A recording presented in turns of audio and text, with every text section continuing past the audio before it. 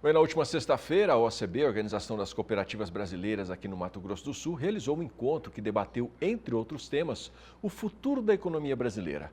O repórter José Cunha esteve por lá e traz os detalhes. Eu vou conversar aqui agora com o Luiz Arthur Nogueira, que é jornalista e economista, um dos mais renomados do país, que acabou de dar uma palestra aqui para aproximadamente 150 pessoas na OCB-MS, falando sobre o cenário econômico 2025. Luiz Arthur, muitas informações, né, a respeito desse cenário que se desenha aí para o ano que vem, mas o que a gente pôde ver no geral é que não é muito animador, né?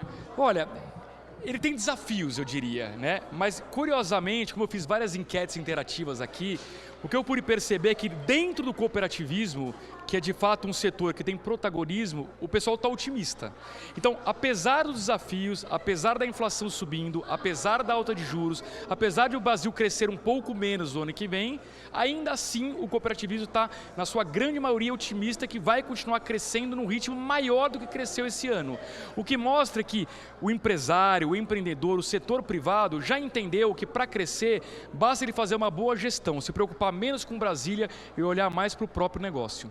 Pois é, agora como se preocupar menos com Brasília, se nós vimos na sua palestra ali que o cenário político tem grande influência na nossa economia? Sem dúvida, aliás é um drama, né? Eu mostrei na minha palestra que o Brasil, nessa década inteira, cresce menos do que a média do mundo em todos os anos.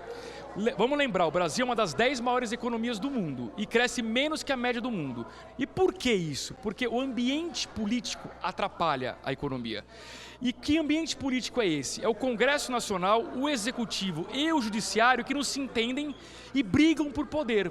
E infelizmente hoje a gente tem um poder judiciário que deixou de ser só o judiciário e começou a legislar e a executar, ou seja, a invadir outros poderes.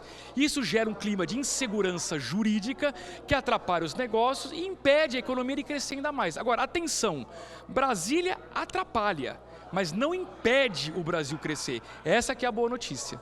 Agora, em 2022, né, no final de 2022, você teve aqui nesse mesmo auditório aqui e as projeções eram mais animadoras, né, para o novo governo, né, do então presidente Lula, que tinha ali acabado de ser eleito.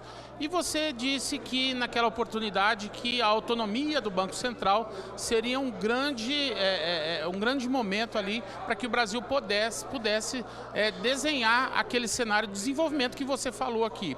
A gente viu que foi meio na contramão o negócio, né? O presidente deu autonomia ao Banco Central, ora ele tira.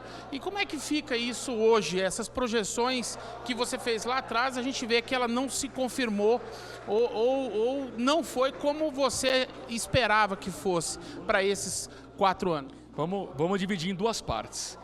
Os primeiros 2 anos do governo Lula, o presidente do Banco Central foi o Roberto Campos Neto, que foi uma pessoa indicada pelo Bolsonaro. No governo Bolsonaro, o Congresso aprovou a autonomia do Banco Central, ou seja, desde metade do governo Bolsonaro, o presidente da República não consegue interferir no Banco Central.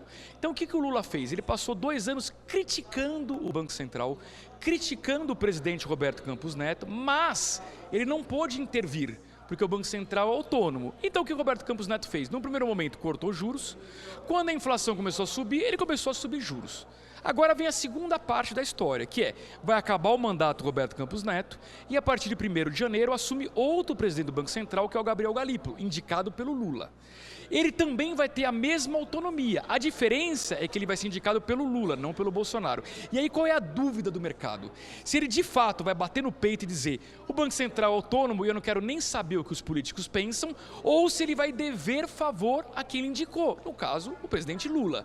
Essa é que é a grande dúvida. Minha percepção, porque eu conheço o Galípolo, ele é um cara competente, ele é um cara honesto, ele vai fazer um trabalho bom no Banco Central. Se precisar subir mais juros e vai precisar, ele vai subir, mesmo que isso contrarie o desejo do presidente Lula. Então, assim, respondendo a tua pergunta, a autonomia do Banco Central ela foi fundamental para garantir essa transição quando passou de um governo para o outro. E vai ser fundamental agora quando vai passar a transição de um presidente do Banco Central para outro.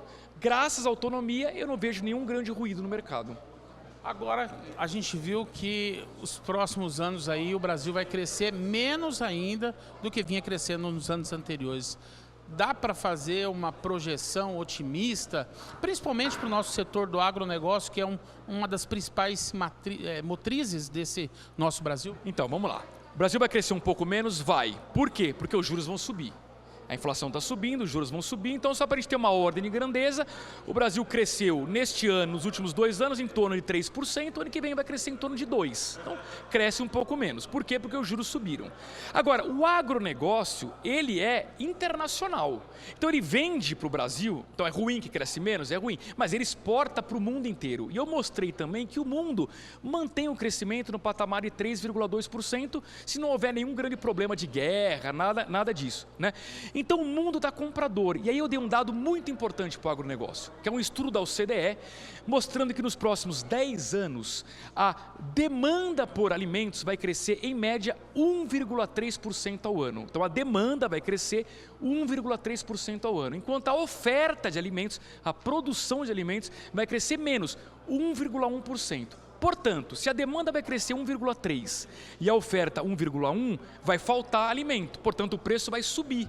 Olhando do ponto de vista do produtor, isso é uma boa notícia, porque a tendência, na média, ao longo dos próximos 10 anos, é valorizar em dólar preço de soja, de milho, carne bovina, carne suína, carne de frango, ou seja, os principais componentes do agronegócio. Claro que no meio do caminho vai oscilar, tem ano que vai ter El Niño, tem ano que não tem El Niño, tem ano que tem problema de clima, não tem, mas na média, a trajetória nos próximos 10 anos, em termos de preços, é muito favorável para o produtor, para o agronegócio. Luiz Antônio, agora é o seguinte, o presidente Trump, né, que vai assumir agora em janeiro de 2025, ele ameaçou taxar todos os países participantes do BRICS caso substituam a moeda, né, substituam o dólar como moeda de corrente ali entre os países participantes do grupo. Como é que fica esse cenário? O que isso pode impactar na nossa economia aqui local? Ótima pergunta. Em primeiro lugar, eu não acredito na criação de uma nova moeda dos BRICS. Acho que isso é uma grande bobagem. O dólar vai continuar sendo a principal moeda de negociação dentro do mundo. Inclusive a China, é importante que todo mundo saiba, a China tem 3 trilhões de dólares em reservas. Portanto, ela tem muito dólar, ela não tem interesse que o dólar acabe, senão ela perde 3 trilhões de dólares, tá? E a China faz parte dos BRICS. Muito bem. Só que o Trump está ameaçando sobretaxar. Não só os BRICS, o mundo inteiro. Esse foi o discurso de campanha. Minha opinião, uma coisa é campanha, outra coisa é governo. A hora que ele assumir, ele vai repensar e vai ter cautela. Por quê? Porque se ele simplesmente sobretaxar todos os produtos importados, inclusive da China, significa que o consumidor americano vai pagar mais caro por todo o produto importado que entrar no mercado americano. O resultado disso vai ser inflação. Inflação significa que o Banco Central americano, que é autônomo, vai ter que subir juros. Alta de juros vai desacelerar a economia americana e aumentar o desemprego. E, portanto, a popularidade do Trump vai cair. Ou seja, ele vai dar um tiro no próprio pé. Eu não acredito que aquele discurso radical dele na campanha, ele vai implementar na prática no seu governo. Bom, agora eu estou aqui com o Celso Regis, presidente do sistema OCB, para a gente falar um pouquinho a respeito desse cenário econômico aí, né, que o Luiz Arthur acabou de palestrar aqui. A gente viu que mudou um pouco em relação às projeções que ele tinha feito em 2022, né? As projeções eram até um pouco otimistas, apesar da insegurança com a eleição do presidente Lula, mas a gente vê que o cenário não se desenhou como ele imaginava e mudou um pouco de lá para cá, e a gente vê que as projeções não são muito boas para 2025 também. Como é que você vê esse cenário aí, Celso? Olha, foi demonstrado ali por um estudo técnico apresentado por um dos mais renovados economistas, comentaristas econômicos do país, que é preciso, em especial, nós temos mais segurança política, segurança da economia, das decisões, tanto do Congresso Nacional, como do Judiciário, como do Executivo brasileiro. Então nós estamos muito preocupados que algumas coisas se desenham que nós vamos continuar crescendo menos do que a média mundial. Ele demonstrou ali, nós precisamos corrigir algumas coisas. O cooperativismo e o mundo do agronegócio tem sustentado para o Brasil esse crescimento, pelo menos nesses patamares. Mas só que nós precisamos de reforço. Nós precisamos de que, muitas das vezes, o governo menos atrapalhe né, para deixar o cooperativismo e o agronegócio brasileiro se desenvolver sozinho. Nós temos certeza que nós vamos conseguir transpor todos os desafios, desde que a gente esteja unido realmente no nosso propósito de estar proporcionando cada vez mais o desenvolvimento do campo.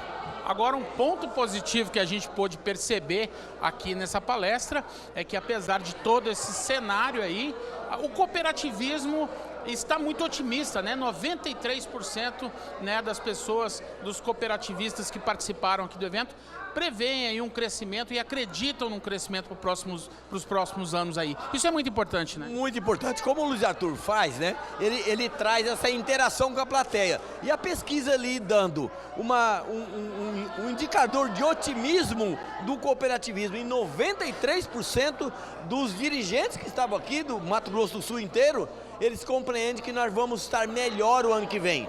E isso vem da força da união, a força das pessoas, em especial do agronegócio, que estava aqui todos os ramos, saúde, crédito, transporte, né, que nós vamos ter melhores condições, porque nós vamos estar unidos. E o empreendimento cooperativo, não tenha dúvida, ele é uma das melhores alternativas para o desenvolvimento econômico local e das comunidades.